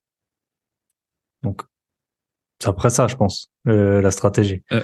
Ouais, c'est à peu près ça. Alors, malheureusement, du coup, en 6 ans, on rembourse pas autant que ça. Oui, en 6 ans, non, mais là, sur tes 10 ans, ouais, dont tu parlais, pour toi, les 10 ans, donc là, tu avais remboursé plus ou moins, même si au début, on paye plus d'intérêts et moins de capital, mais en gros. Et donc après, là, voilà, c'est vrai que tu as l'équivalent. C'est ça, et progressivement. Donc après, tu revends un bien. Diminue sur chaque bien, et voilà, et tu vends un autre bien, etc. Donc les premiers biens, en fait, cette stratégie, du coup, elle est hyper, mais comme beaucoup de choses, comme beaucoup de projections qu'on peut faire, elles sont très très dépendantes de ce qui peut se passer les premières années. Et typiquement, voilà, si ça se passe mieux, ensuite ça peut être exponentiellement mieux que ce qui était prévu. Et si ça se passe moins bien, inversement, voilà, ça va se passer vraiment moins bien. La faillite va arriver beaucoup plus tôt que prévu. Et d'ailleurs, à ce sujet, j'étais pleinement conscient que si j'étais resté 6 mois, 1 an, 2 ans de plus salarié, ça aurait été beaucoup mieux, quoi. Ça aurait été beaucoup mieux en termes de, sur le reste de ma vie, on va dire, voilà, en termes de financier. Tu aurais pu encore acheter 1 ou 2 biens peut-être de plus, et alors sur ces 10 ans, en plus, mais sans même parler d'acheter un nouveau bien. Juste le fait que voilà, du coup, tous les apparts auraient été, mettons, un an de plus, tous les apparts auraient décalé. été décalés de 1 an. Donc, le premier, il est décalé de 1 an. Le deuxième, il est décalé de 2 ans ou de 3, etc. Et c'est pour ça que c'est exponentiel. Voilà, donc j'étais pleinement conscient de ça. Mais malgré tout, j'ai vraiment été attiré par la liberté plus que par l'argent. Et donc, voilà, j'ai fait le choix de partir quasiment le plus tôt possible, quoi. Yes, c'est intéressant. Et ouais, c'est super intéressant comme approche. En fait, dans un monde parfait, on se dirait, si tu pouvais acheter 20 biens, enfin, 20 biens à 100 000 euros, on va dire, et que tu en achetais un pendant les 20 premières années de ta vie, après, tu pourrais juste en vendre et tu aurais 100 000 euros. Ah oui. Et puis en racheter à crédit, puis tu pourrais en fait faire tourner comme ça et vivre, et même sans, avec zéro cash flow, quoi. C'est ça que, c'est en fait, tu profites vraiment pleinement du remboursement du capital qui est de cette façon que historiquement on s'est enrichi dans l'immobilier et aussi avec Ah oui. l'éventuelle plus-value. Mais pour celle-là, on n'a pas de boule de cristal. On sait pas exactement où ça va aller, quoi. Oui, le remboursement du crédit restant dû, c'est la partie immergée de l'iceberg, c'est le plus gros en fait. Et le cash flow, c'est marginal. C'est que du bonus, quoi. C'est que du bonus. Après, ça peut être, évidemment, dans certains cas, c'est la partie la plus importante, mais c'est quand même l'exception. C'est largement l'exception. La règle, c'est que le cash flow, il est pas énorme. Nous, pour le coup, comme je t'ai dit, donc on a cherché des biens avec du cash flow et on a trouvé des biens avec même certains qui ont beaucoup de cash flow. Mais voilà, dans mes projections, je prenais des hypothèses très conservatrices où j'avais globalement un cash flow immobilier à 0. Ok, bah super intéressant. Bah tu peux nous parler de l'autre du pendant de ça, c'est ton niveau de vie, tes dépenses, combien tu dépenses, combien tu avais projeté. Voilà, t'as des enfants. Je suppose que ça se projette aussi. Donc ça se projette. voilà. Parfois ça tombe, ça arrive comme ça. Parfois, il y a des accidents. Là, c'était pas le cas, mais donc, en plus, en 2019, mon premier enfant est né, donc ça, pour le coup, lui, il était vraiment, il était dans le tableau, et il était, voilà, je savais quand même qu'il était probable qu'on en ait au moins un deuxième, ce qui est le cas maintenant, depuis 1 an. Et donc, oui, sur les dépenses, c'est pareil, hein. Donc moi, j'ai tout mis dans mon tableur. En fait, moi, je tiens mes comptes. Je tiens mes comptes depuis 2008. J'ai revu l'info, j'ai été rechercher l'info récemment là parce que je voulais en faire un petit post Insta et LinkedIn, mais je tiens mes comptes depuis 2008, donc ça commence à faire pas mal d'historique. Et du coup, c'est des stats hyper intéressantes et tu vois si t'es régulier ou pas, si ça augmente beaucoup, si c'est plutôt flat. Donc ça, voilà, il y a beaucoup d'infos, toujours intéressant. Et du coup, là pour les projections, c'est pareil. Je pouvais m'asseoir sur pas mal de choses que je connaissais. À l'inverse, il y avait des choses qui étaient moins évidentes. Par exemple, mon fils, il avait que 1 an à l'époque, et en grandissant, peut-être que les dépenses entre 18 et 19 ans sont pas les mêmes que les dépenses entre 1 an et 2 ans. Donc ça. Après, voilà, du coup, j'ai fait des recherches pour savoir un peu combien coûte un enfant, etc. Mais ou sur d'autres aspects, parce qu'on voulait aussi complètement changer de vie. On a déménagé, on était en Île-de-France, on a déménagé dans une maison à la campagne. Donc, il y avait voiture, par exemple. Il y a le poste voiture. Donc, c'est pareil, j'ai dû faire des recherches pour voir à peu près combien ça pourrait coûter, etc. N'ayant jamais eu de voiture jusque-là. Donc, voilà, j'ai fait des projections aussi sur nos dépenses. Et pareil, en mettant plutôt la marge haute et la fourchette haute pour toujours être dans la projection conservatrice. Et de fait, la réalité se passe depuis 3 ans, conformément à la partie conservatrice des projections, à savoir que les revenus sont supérieurs à ceux projetés et les dépenses sont inférieures à celles projetées. Ok. Et tu peux me donner un chiffre à peu près de combien t'as estimé qu'il fallait pour vivre dans le Limousin? Alors, combien j'avais estimé? Je crois que j'étais parti sur 2500 € mensuel pour nous, pour notre famille. Et au final, on est inférieur du coup. On est inférieur, sachant que c'est 2500 €, pas directement de dépenses, parce qu'en fait, finalement, on dépense plus, mais on a des aides. On a des aides, on a 2 enfants, on n'a pas beaucoup de revenus, donc voilà, on a des aides. Ça, c'est le gros avantage c'est que en fait, les aides pas mal de choses c'est sur base de l'année, en fait. Peu importe ce que tu as gagné avant, peu importe ce que tu as encaissé, si alors peut-être pas toutes les aides, hein, le RSA et tout ça, je crois pas, mais à mon avis, les allocations, j'ai Ouais, on a quand pas même pas le d'enfants, mais RSA, les hein, mais allocations familiales, la crèche aussi, je crois que parfois ouais, c'est proportionnel à ton revenu. c'est du N-2, hein, donc c'est pénible. Moi, C'est j'étais là, pénible non, non, mais quand t'as dit bye bye en patron. Ouais. 2021, j'étais là, non, mais je gagne Donc, vraiment, on gagne vraiment pas grand-chose. Est-ce que vous pouvez résumé, on peut-être vous achète baser des sur. apparts, on, on dit bye bye patron, on attend 2 ans avant de faire des enfants. Et après, c'est bon, Voilà. tu peux payer la Sinon, crèche pas cher. Ok. non, mais et donc on a un peu d'aide. Hein, ça reste marginal. C'est autour de parce que j'ai une enfant qui est handicapée aussi, donc on a des aides par rapport à ça. Voilà, ça typiquement, j'avais pas du tout prévu. Bah, bien sûr. Euh, on a une enfant voilà qui a un problème d'audition, donc c'est reconnu comme un handicap et du coup il y a une petite aide. Mais en face, moi j'ai estimé que ça me coûte autour de 10 000 euros par an. Parce que enfin, voilà, on a 10 000 rendez-vous, on a des choses qui sont pas remboursées. Donc ça, je l'avais pas prévu. Et c'est clairement les aides face aux 10 000 euros, ça fait pas le poids, quoi. Mais bon, ça passe. Donc ça va le faire. Ok. Très, très intéressant. Et la maison, vous l'avez achetée ou vous la louée? Non, non, on l'a acheté. Alors, donc, c'est pareil. Ça, pour le coup, j'ai été formé à l'époque et donc j'étais pleinement conscient aussi que c'était trop dommage en 2020 de devoir acheter, payer un bien cash. Mais on l'a fait parce que on ne pouvait pas emprunter davantage. Donc voilà, on l'a acheté cash et ça fait partie aussi du plan. Enfin, on pouvait pas, j'aurais pas pu partir si tôt si j'avais voulu vivre à Paris ou sur la Côte d'Azur. Donc on est dans un endroit où l'immobilier est pas hyper cher, quoi. C'est quoi le budget qu'il faut pour habiter dans le Limousin dans une maison Nous, aujourd'hui? ouais, aujourd'hui, oui, ce sera autour de 200 000. On est super bien, quoi. On est super bien. Ok, top. Et ça, tu as pu le payer grâce à la vente de ta première RP, en fait. Bah, pas la première, du coup, c'était la première, elle est toujours en location. Ah, elle est toujours en location. Le bien Ok. que j'ai acheté en 2015, mais c'était le deuxième, quoi. Celui qu'on quittait, on a fait un achat, enfin, une vente puis achat classique, enfin, classique, sauf qu'on a acheté, sauf qu'on n'a pas eu besoin de pré-relais. Mais on a vendu le bien qu'on a quitté et puis pour acheter celui qu'on Pour acheter avait la occupé. maison. Ok. J'ai encore T'as un peu de temps encore. Ouais, pas de souci. Ouais. Petite question, du coup, comment tu vis un peu t'as les deux côtés. Enfin, c'est vraiment je pense, une décélération de ton rythme de vie. Enfin, comment ça se passe Île-de-France? Enfin, moi, chaque fois que je vais à Paris, c'est épuisant. Il y a tellement de monde, tu peux même pas marcher tu peux même pas marcher sur le trottoir. Je te conseille pas d'essayer de prendre les transports avec une poussette, hein. Ah ouais. Non, mais moi, j'étais à Londres il y a pas longtemps. J'ai vu un nombre de personnes et à Rome avec des poussettes. Mais qu'est-ce que vous faites là, les gens? Je sais pas. Enfin, j'ai l'impression que c'est le pire endroit du monde enfin, en tout cas, ouais, bah, du coup, comment ça se passe? Parce que forcément, tu t'es éloigné. Bon, maintenant, tu vois, on peut se parler à distance, mais, t'as plus de collègues, je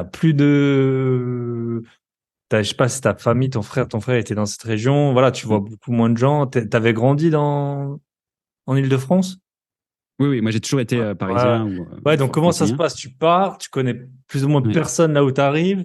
C'est marrant, le jour je parlais avec une rentière, enfin voilà, qui a dit bye bye patron, et elle me disait ah je vais peut-être m'inscrire à faire du sport avec des Oui. retraités quoi, parce qu'en fait elle me disait ouais Oui. mais parce que moi ce qui m'irait bien c'est le mardi à 11h quoi, et donc J'ai eu le questionnement aussi. ouais. Enfin, on l'a eu avec ma femme.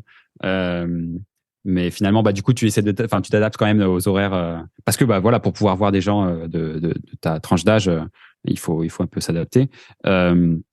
Mais effectivement, donc 2020, c'était un énorme changement pour moi à de multiples points de vue. Et nous, donc voilà, on avait quand même projeté depuis l'été 2019, en fait, on faisait des visites. Donc ça faisait 1 an qu'on visitait, etc. Dans cet endroit-là, qu'on connaissait un petit peu, dans lequel on avait de la famille, ma femme avait de la famille, donc voilà, on connaissait quand même quelques personnes dans le coin. Et on s'était pas mal projeté, notamment sur ce changement de vie, et notamment le fait d'avoir un jardin, d'être plus en contact avec la nature. Tout ça, c'est des choses auxquelles on aspirait. Donc, on n'a pas été déçus. Et du point de vue, relation, donc voilà, on connaissait déjà quelques personnes sur place. On s'est fait beaucoup de nouvelles relations grâce aux enfants. C'est vrai que ça marche bien. Voilà, le petit qui va à l'école ou au sport, etc. C'est très très utile, très pratique.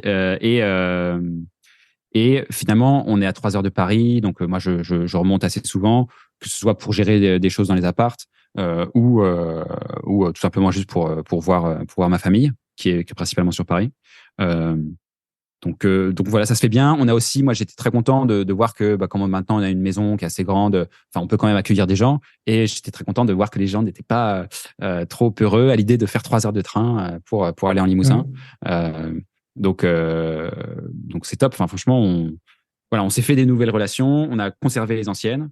Moi, je suis aussi par exemple, dans mon groupe de potes. Enfin, on est 6. Il y en a que 2 qui sont restés à Paris. Il y en a un qui est parti en Normandie, l'autre il est même parti en Russie. Donc voilà, on n'est pas les seuls à avoir bougé. Donc ça se fait bien. Et sur le nouveau rythme, moi mon rythme de vie perso, en fait j'ai mis un peu de temps à me chercher, à me trouver, à trouver un rythme. J'ai peut-être mis un petit peu de temps. Et en tout cas, ce qui m'a bien stabilisé et ce qui me botte vraiment maintenant, c'est depuis un peu plus d'1 an, c'est le side business que je fais, donc le coaching que je fais sur l'immobilier, sur la bourse, sur l'investissement en général, sur la gestion de patrimoine. Et ça, voilà, accompagner des gens. Là, pour le coup, je te parlais du sens quand j'étais à EDF en fin d'études. Là, je suis gâté, quoi. Je suis vraiment servi. J'ai des profils très variés, avec des problématiques variées, des questionnements, etc. Et auxquels je m'attache que je m'attache à résoudre de la façon la plus professionnelle et j'allais dire amicale. C'est peut-être un mot un peu fort, mais vraiment, on échange avec mes clients. Ça, tu utilises des relations. Enfin, nous, on accompagne aussi des personnes. On les a 1 heure par jour, 1 heure par semaine au téléphone.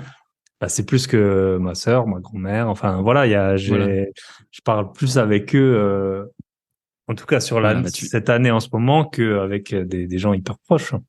Donc tu peux comprendre ce que je ressens. Et il y a même, il y a certains clients que je peux rencontrer en physique. Donc c'est chouette aussi. Et donc voilà, du coup, mon équilibre, il est bien trouvé entre la famille. De toute façon, sur Instagram, j'ai fait un petit crowbar avec la répartition de mon temps, sur lequel on voit qu'il y a une bonne partie qui est liée à la famille, les amis, et notamment mes 2 enfants en bas âge. Ça prend quand même un peu de temps. Et puis il y a des choses, le potager, le sport, mais il y a aussi l'accompagnement, la formation, parce que du coup je continue à me former non-stop, quoi. Et donc j'ai ces 2 pieds-là. Enfin, j'ai trouvé un rythme de vie très équilibré et effectivement avec quand même une liberté importante, très importante, que je cherchais à tout prix et qui ne m'a pas réellement déçu, qui m'a pas déçu du tout, quoi. Enfin, je suis ravi de ce nouveau rythme. Yes. Je pense, je sais pas si tu confirmes, mais tu vois, j'en parlais avec, forcément, je suis entouré j'ai aussi une vie en dehors du podcast, mais avec des investisseurs, et en fait, notamment qu'il y avait des emplois où c'est pas vraiment du harcèlement, mais en fait, c'est jamais assez bien, tu vois. C'est souvent, en fait, on essaye d'un peu te contrôler de cette façon en te disant que ça va pas, et quand tu commences à avoir, nous, on a aussi parce que t'as plein de gens, ils se disent, ouais, il y a encore un formateur immobilier de plus et tout. Déjà, on en a parlé en off, le nombre qu'on peut gérer, il est super limité. Ça prend, si tu veux vraiment bien le faire, et pas juste envoyer des vidéos que t'as tournées il y a 3 ans, ça prend du temps. Après, quand tu vois les personnes, là, on a un des membres, Yanni, il a eu plein de péripéties, et là, il nous a envoyé son annonce Airbnb, du bien fini, nickel et tout. Franchement, il est content, on est content. C'est vraiment une satisfaction que je trouve que dans ta vie, on va dire, si t'es employé, ou même à mon avis, si t'es à ton compte avec des clients, que t'as jamais, d'avoir des gens qui sont vraiment super contents, sauf dans certains métiers peut-être, mais et après, c'est tout bête, mais les locations courte durée, t'as des notes. Moi là, j'en parle assez souvent. Je mets ma résidence principale quand je suis pas là sur Airbnb Booking. J'ai eu que j'ai eu que des 10 sur 10 et 5 sur 5, j'en ai peut-être 15. Je veux dire, voilà, t'as les gens, ils disent, ouais, c'est trop bien, ce que t'as fait, bah, mon appartement, voilà, je l'ai aménagé et tout en conséquence, quand je l'ai acheté.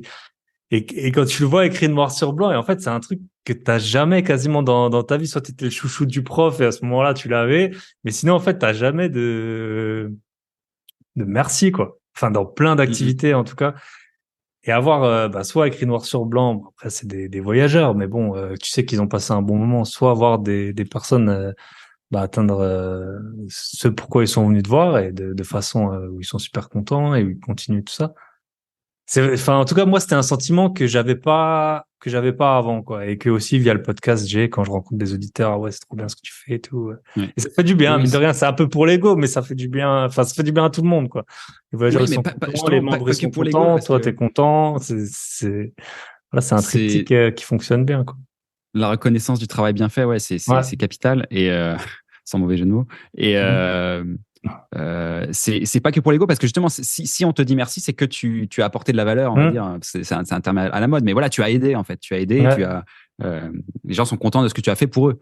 Et donc, moi, c'est effectivement dans cette quête de sens, c'était vraiment aider l'autre, rendre à l'autre ce qu'il ne m'a peut-être pas donné d'ailleurs, mais mais en tout cas, voilà, aider. Et du coup, je le fais de façon tarifée dans certaines, enfin, avec mon activité, et de façon non tarifée, de plein de façons différentes. Du coup, effectivement, tu l'as deviné, on est dans un coin où il y a pas que des jeunes personnes, donc il y a des petits vieux qui ont des besoins de, de- d'aide informatique ou autre. Bah, je suis très content de les Ok. aider aussi, parce que je les connais. Hein, c'est pas, je fais pas ça non plus Pour l'héritage. tout le Tu fais temps, pas ça mais pour l'héritage. C'est ça le mot que tu cherches. non, je fais pas ça pour l'héritage, mais de toute façon, je sais que en plus, il sera relativement limité dans cette voie-là. Mais Ouais. euh, donc Ça, on n'en a pas parlé du risque. Si vous allez dans une zone où l'immobilier est pas cher, c'est pas l'endroit où il faut faire ami-ami avec les voisins pour toucher l'héritage. voilà. Allez plutôt sur la Côte d'Azur, il y a plus de vieux et ça vaut plus. C'est ça. Ouais. Yes. Non, Ok. j'ai pas comptabilisé l'héritage d'ailleurs dans mes projections. Parce Mm. qu'à un moment, la question se posait. Enfin, je me suis dit, Mm. je me suis dit, bon, je compte sur une vie éternelle de mes Mm. aïeux. Mais pas sur Donc, la tienne, du coup, si tu consommes le capital. Enfin, c'est un peu les. oui, oui, sur la Ouais. mienne, en fait, finalement, tu vois, comme je t'ai dit, à la fin, il y avait deux ou trois apparts selon les projections qui restaient là. Et avec le cash flow, il y avait Mm. peut-être moyen de survivre, quoi. Ouais. Non, mais c'est intéressant. Et puis de voir, t'as une idée à un moment T, et puis tu te lances. Puis après, il y a plein d'idées qui apparaissent. Il y a. Et oui, c'est sûr que c'est Euh, pas figé. En plus, mm. euh, tu peux toujours améliorer, bien sûr, ce qui a été fait, ou en fonction de l'existant, en fonction de la réalité. Donc, il peut y avoir des mauvaises surprises, mais il peut y en avoir des bonnes aussi. Et c'est Mm. juste, il faut s'adapter, faut gérer la situation en fonction. Et puis, je savais aussi, d'ailleurs, encore une autre chose, mais j'étais parti encore une fois donc avec des projections conservatrices où j'avais zéro revenu de mon immobilier, mais zéro revenu aussi de side business. Enfin voilà, j'étais en mode Mm. je vais plus gagner un seul euro de ma vie. Or je Mm. savais que c'était a priori extrêmement conservateur, parce que moi je suis quelqu'un, je peux pas, enfin voilà, je veux rester actif, et que ce soit bénévolement, mais aussi côté rémunération est toujours intéressant. Surtout comme nous en plus on partait sur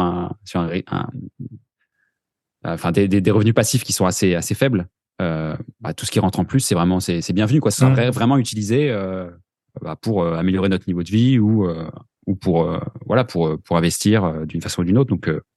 Euh, donc oui, voilà, je savais que je resterais pas totalement inactif Ouais. tout le temps, quoi. En partant à 34 ans, voilà, je pense que personne ne reste inactif Mm. si longtemps ensuite, quoi. Yes. Non, bah, c'est super. C'est un point de vue qu'on voit peu, alors qu'en fait, c'est vrai. Et puis après, je pense que ouais, tu étais pleinement conscient qu'au pire, bah, tu retournes travailler. Enfin, Oui, et c'est pas la mort, hein. Et tu étais déjà en train de le faire. Et puis, il y a plein de gens qui le font. voilà. Et puis ça se passe pas trop mal. Et puis, c'est vrai que le monde, il va super vite. Et même si demain, tu vas dans une voie complètement différente, bah, tu peux, enfin, t'as des coachs en intelligence artificielle qui sont nés en 6 mois, tu vois. Ouais. Et après, ça pourrait être autre chose. T'as les DPE là, ça tout a changé avec les DPE. C'était un peu dans l'IMO. Bah, voilà, si demain tu deviens diagnostiqueur là, ça, bien sûr, très de façon très professionnelle. Hein. Tu gagnes pas ta vie en baissant les notes des diagnostics, mais voilà, ça, c'est un métier qui où il y a un marché, surtout en ce moment, où tu te formes vite. Et puis, enfin, il y a pas que, tu vois, c'est vrai que toi et moi, j'ai aussi étudié pendant jusqu'à 30 ans. J'étais, enfin, je travaillais, mais j'ai toujours été en formation. Je passais des diplômes et tout. Et en fait, pour nous, enfin, on a un peu, je pense, tous les deux cette idée de, bah voilà, il a fallu étudier 10 ans pour avoir un travail. Donc, si demain, je quitte mon domaine, bah, en fait, je sais plus rien faire. Alors qu'en fait, tu as des métiers sur lesquels tu peux arriver beaucoup, beaucoup plus vite. Et surtout si t'es pas à la rue, quoi. Si tu te Oui, dis, oui, bon, bah, vas-y, je vais essayer ça. Et puis, il y a toujours des filets de sécurité. Et d'ailleurs, juste à ce sujet, enfin parce qu'il y a peut-être des gens qui se demandent, moi je suis parti en congé création d'entreprise. Donc c'est un dispositif qui est ouvert a priori à tous les salariés qui ont une certaine ancienneté, mais c'est genre un an et demi ou quelque chose comme ça. Mais tu peux partir en congé création d'entreprise. Et donc, enfin moi en tout cas, venant d'EDF, je suis pas parti genre avec 2 ou 3 ans de chômage. Je n'avais pas du tout cette poire pour enfin, ce moyen de respirer, quoi. Moi, je suis parti en congé de création d'entreprise, donc je n'ai pas de droit au chômage, mais j'ai la possibilité de retrouver un poste, enfin, de revenir chez EDF donc chez EDF, c'est particulier, c'est pendant 5 ans, alors que le cas général, c'est pendant 2 ans. ok. Mais moi, pendant 5 ans, voilà, tous les ans, je peux dire, ah bah, en fait, je veux revenir. Donc ça, c'est plus c'est psychologique uniquement et c'est pas financier, parce qu'en financier, il y a une toute petite aide de 1 500 € annuels. Mais ça n'a rien à voir par rapport à ceux qui quittent en touchant le chômage pendant 2-3 ans. Mais c'est une aide psychologique. Voilà, on se dit, ça peut peut-être aider à dormir la nuit, de se dire, bon, au pire, je peux. Et c'est chaque année où tu as le droit de revenir. Voilà, c'est chaque année que ouais. Ok. Donc moi, j'en envoie un petit courrier. Et je pense que les fonctionnaires, eux, ils ont l'histoire de la dispo là pendant 10 ans. Enfin, je sais pas, je connais pas très bien le statut. Il y a mais... des dispositifs équivalents, effectivement, pour les fonctionnaires. C'est vrai que ça couvre quand même pas mal de monde. Hein. Si tu prends les fonctionnaires, si tu prends le cas dont tu parles, si tu prends les gens, voilà, où il y a des départs volontaires. Oui, il y a des conventions collectives qui peuvent être, par nature des conventions collectives, elles peuvent être supérieures, mieux disantes, on va dire, que la loi. Donc la loi, c'est 2 ans et il peut y avoir des cas où c'est 3, 4, 5 ans. Donc, c'est top. Bah, je vais te poser les 2 questions que tout le monde va me demander. Dans quel statut tu détiens tes appartements? Parce qu'en fait, les gens, ils posent la question de la fiscalité avant d'acheter et de visiter un bien. Donc, je te fais gagner du temps en répondant directement. Du coup, c'est tout en nom propre. Et du coup, il y a un bien que je détiens à 100% et puis 5 biens qu'on a à 50% avec mon frère. Okay. Mais tout en nom propre, on s'est dit, pour pas s'embêter, par simplicité, et puis pour le rendement aussi, pour éviter des frais de SCI, etc. Et puis, oui, et puis ne pas avoir, pouvoir toucher les revenus, quoi. Pouvoir toucher les revenus, donc pas avoir une SCI à l'IS, par exemple. Yes. Et deuxième point, comment vous êtes endetté? Donc, est-ce que ça a été simple? Vous étiez à 2? Est-ce que, pourquoi on t'a pas arrêté? Est-ce que c'était par rapport à, tu penses que les projets tenaient la route, ils tournaient bien? Est-ce que c'est par rapport au revenu de ton frère? Est-ce que c'est parce que toi, tu étais dans une société solide? Est-ce que tu as une idée de comment, parce qu'au final, vous avez emprunté à peu près 1 million d'euros, ça? Oui. Sur les appartements? Oui, tout à fait. Ouais. Voilà, à 2, donc t'avais des revenus, on n'en a pas parlé, mais à peu près, ils avaient un peu augmenté les 2000 de départ, je suppose, mais. Voilà, j'étais inférieur à 3000. Ok. Mais t'avais ta femme. T'avais ta femme, parce que t'as acheté avec ta femme aussi. Ça pesait. Oui, on est mariés en communauté, mais elle a des revenus inférieurs aux miens. Donc, on pesait pas énormément dans le game. Mais donc, effectivement, il y avait mon frère qui était là et ça c'était important. C'était très utile. Merci à lui. Et ouais, du point de vue des banques, en fait, on a eu la chance. Je sais pas si, en tout cas, moi, j'ai fait. C'est pas une chance parce que finalement, je l'ai provoqué parce que j'ai fait énormément de banques à une époque, en 2018, pour finir par tomber sur un. Non, c'était même en 2015. Et du coup, pour finir par tomber sur un conseiller qui a pu nous suivre par la suite. Donc, ça nous a ouvert la porte. Donc, c'est Crédit Agricole, donc c'est assez classique. Mais et au Crédit Agricole, on a trouvé quelqu'un qui acceptait de nous suivre. Et Et ça s'est fait comme ça. Donc, on a pu faire tous nos achats au Crédit Agricole, qui, du coup, finissaient par bien nous connaître. On les a pas tous fait non plus tous en même temps. Tu vois, le premier, c'était fin 2018. Donc, il y a eu quasiment 1 an avant d'acquérir le deuxième. Et du coup, il a eu le temps de voir les loyers qui tombaient, que effectivement, ça marchait bien. Et pareil pour la série de 3 de 2020 qui s'est fait assez rapidement, mais il a eu le temps de voir les 2 premiers qui tournaient bien, etc. Donc, il s'est dit qu'on faisait bien les choses, sans doute. Voilà. Après, on a fait des montages, des petites astuces un peu assez rares, mais qui nous ont permis de faire les choses, notamment le post-financement. Donc, on a acheté les biens cash. Enfin, il y a certains biens, hein, pas tous, mais il y a certains biens qu'on a achetés cash pour dire, il n'y a pas de question de prêt. Enfin, voilà, on a vraiment acheté les biens cash et on a fait financer les biens après. En fait, c'est très peu connu, mais on a 6 mois après l'acquisition d'un bien pour le faire financer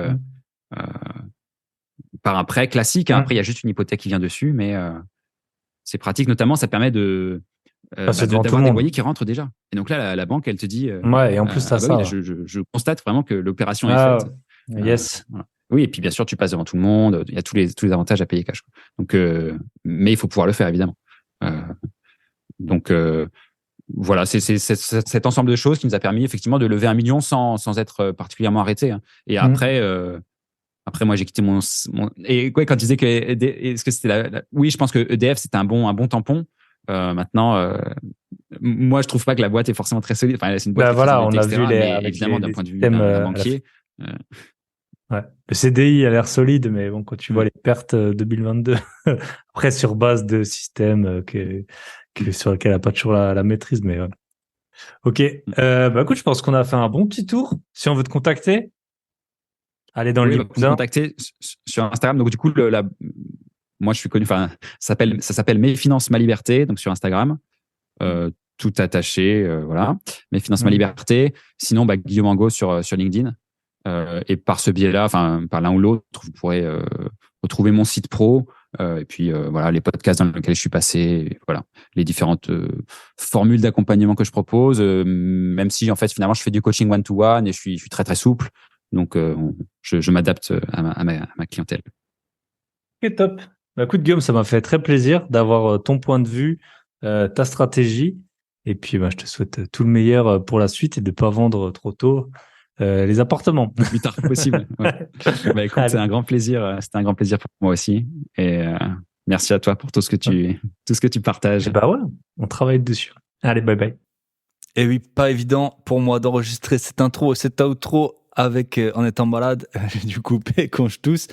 Voilà, j'espère qu'il vous a plu l'épisode. Si ça vous a pas motivé 2 ans pour quitter son emploi, voilà. Pour me remercier de faire en dépit et contre tout, et alors que je suis fiévreux et que je tousse, une petite intro. Pensez à commenter, liker, partager, et puis allez voir les liens, si vous voulez, dans la description. Vous ne serez pas déçus. Il y a des choses gratuites, il y a des choses payantes, mais pas chères. Il y a des trucs de très haute qualité. Tout est dans la description. Je vous souhaite une très bonne semaine. Prenez soin de vous, prenez soin de vos proches et prenez soin de vos gros billets. Bye bye.